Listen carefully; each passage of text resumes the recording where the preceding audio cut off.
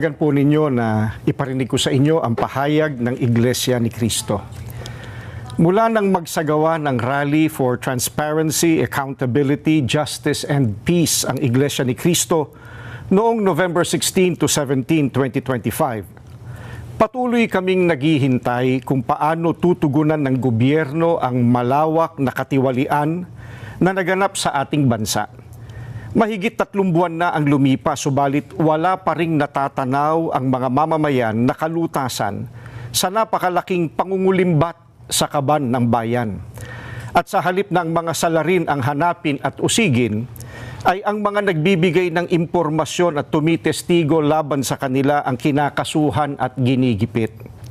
Kung kaya't hanggang ngayon, ay hindi pa natutunton ang sinasabing mahigit na 1 trilyong piso na inilaan sa mga flood control projects at iba pang pagawaing bayan. Sapagkat ang hinahanap ng mga dapat mag-imbestiga ay ang mga pangyayaring maaaring magamit para mailihis sa iba't ibang issue ang problemang ito.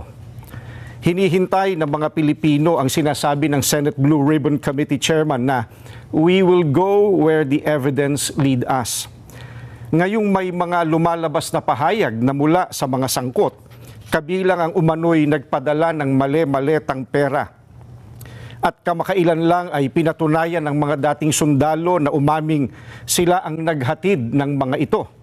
Bakit tila walang malinaw na hakbang upang palawakin pa at tapusin ang investigasyon? Anong ebidensya pa kaya ang hinihintay upang seryosohing tuntunin ang mga mastermind sa katiwaliang ito? May mga pahayag din na ang paglitaw ng mga dating sundalo ay bahagi ng isang destabilization plot. Kung ganoon ang paratang, hindi ba lalo itong dapat imbestigahan sapagkat ang destabilisasyon laban sa gobyerno ay isang seryosong usapin ukol sa pambansang seguridad?